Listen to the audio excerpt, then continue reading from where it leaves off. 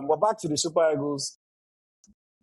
Of course, Guavon was the head coach on an interim basis for the two AFCON qualifiers. And now the search continues for a new head coach to take over the Super Eagles of Nigeria. There, of course, has always been some names that are swelling in the media. And one of the names that popped up, in fact, didn't just pop up. People said there was an agreement in place that he was about to come to Nigeria and sign a contract, was Winfried Schäfer. I hope I pronounced his name correctly. But reports in the Nigerian media said, oh, this is the new head coach of the Super Eagles. He's getting ready to come down to sign his contract, to begin work. And then I later saw another report that said, no, the NFF have denied that they're not even in talks with him. The NFF, that's what the second report said. In fact, I saw it on the same platform that said, oh, yeah, signed. It's the same platform that said, oh, NFF is denying it. So now, it is so hard for us to know what is going on. I promised myself that here, I'm not going to waste my time to go and do 2, 3, 4 hours of research on another manager, only for them to now tell me 1 week later that, oh, the manager is not coming again. Now, so I don't research Laurent Blanc. I don't research Eric Shelley.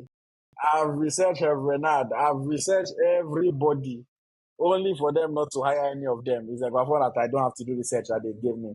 So I'm not going to research Schäfer. I know his former Jamaica coach, his former Cameroon coach. I'm not going to go and look into his playing style. I don't have the mental energy for that. When they announce the coach, I will do my research. I will tell you everything about him. But Layi, I know you will know better. So, what do you think about this man that they said may or may not be the new Super Eagles head coach? What can you tell us about him? You know, I will shock you. In all honesty,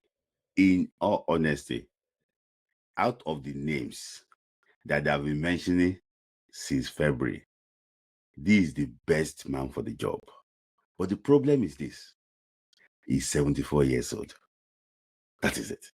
This guy tactics are very flexible.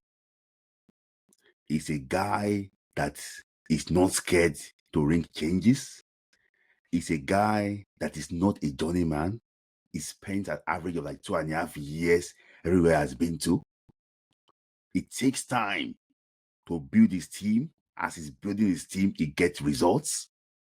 You know, the last time he worked in Africa was, unfortunately, about 22 years ago, 20 years ago. You know, he was in charge of Cameroon for about 3 years.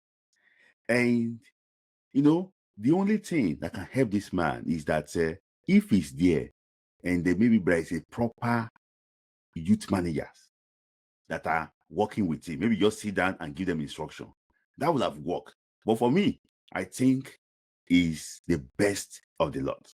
I can really save words from this decision by the age.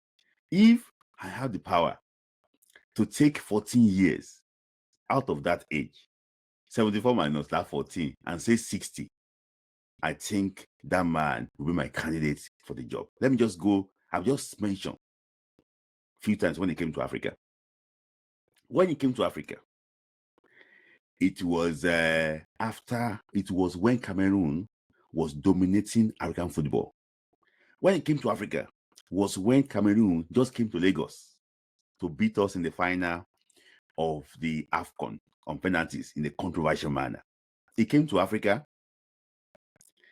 He won 8 games in a row for Cameroon. I'm talking about not playing this, you know. He won 8 games in a row for Cameroon. That 8 games he won in a row for Cameroon led them to win the AFCON in 2002. I remember one of his games that I watched, the Mali 202 game semi-final against the host nation, Mali. It was a tactical genius by Winfried in that game.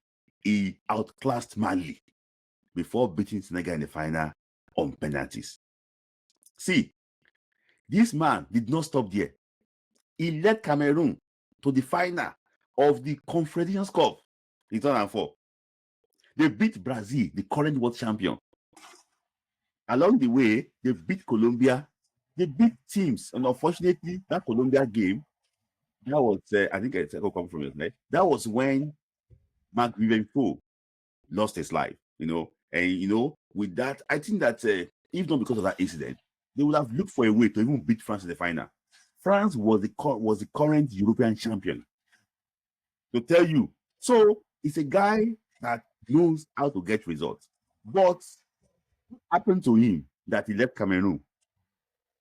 Nigeria, he played against Christian Chukwu's Super Eagles in 2004.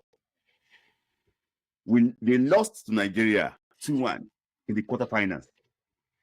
So when they lost to Nigeria, that game, I think I'm hearing myself back. Sorry, I think the echo from your side.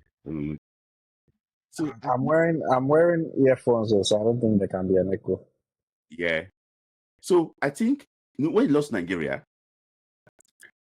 things changed. In that game too, we were under pressure for most of the game, for most of the time. In fact, we won narrowly.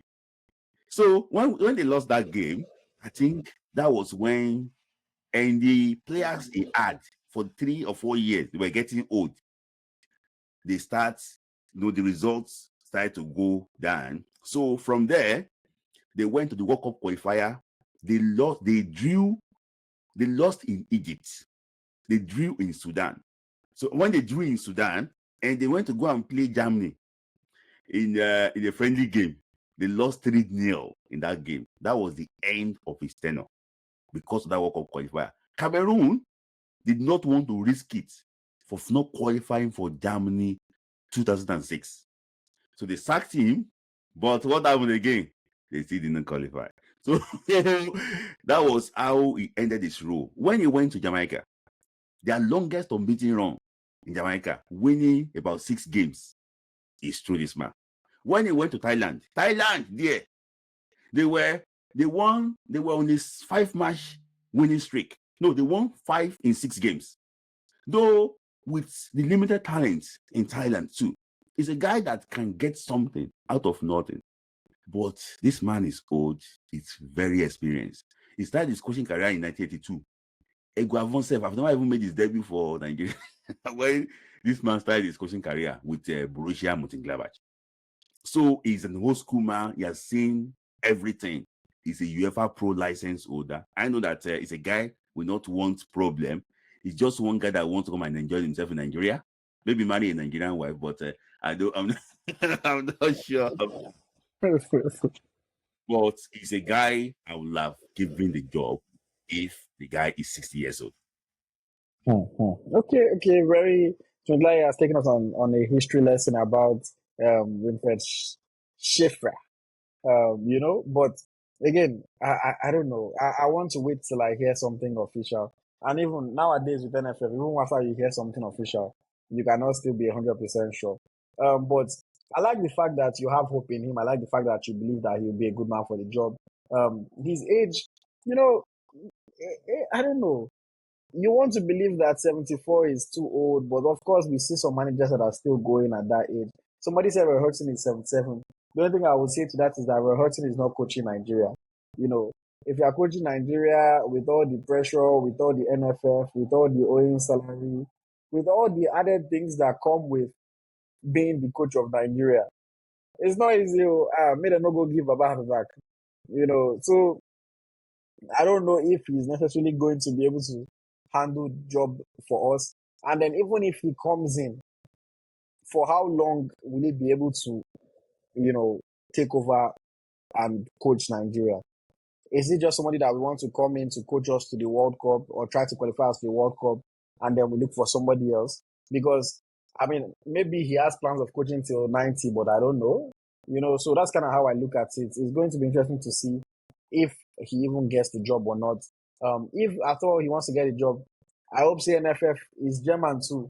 So I hope that they've discussed tax with him and who is going to pay the tax before they come and give us another long story again. As he said, no, he cannot pay the tax himself, blah, blah, blah. But, what I like about Kim, just based on my like I said, very minimal research that I want to do about him until I know something is that I like winners, and the man has won multiple things in his career for AFCON in 2002, runner-up in the Confederations Cup in 2003.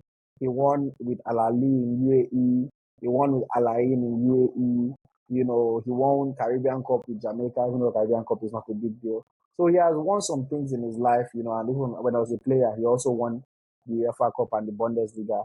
Um, you know, but again, a 74-year-old man, I don't know, man. I don't know. Do we want to hire him just for another 1.5 years? Then we start looking for somebody, or for another 2 years, and we start looking for somebody again. We're going to just keep on going on this NFF merry-go-round. But yeah, let's see what happens. But yes, Mudlai, thank you for the insights into the coach, Winfried Schäfer. Of course, like I said earlier, the NFF or some outlets have reported that the NFF are denying even talking to him. So we have to wait and see if there's any what's the word, any fire accompanying the smoke that we're seeing. Okay. Yes, Unameka says, does age have anything to do with the coaching? I think it's a good coach is still a good irrespective of their age. I don't know if you've maybe not been listening, because of course we didn't say the age has anything to do with his coaching. We're just talking about the age, respect to every other thing that comes with being the coach of Nigeria. It's not just about, we're not talking about his coaching, we're talking about handling the pressure from people, handling the negativity, handling the wahala of NFF, everything. At that age, when Baba suppose just they live soft life, they enjoy himself. Plus, like I was saying just now, how many years is he going to coach for if they hire him now? Let's even say he does well. He takes us to the World Cup. Then all of a sudden, he now leaves after the World Cup. We're back to square one. So how are they thinking of the long-term progression of the team, the long-term plan?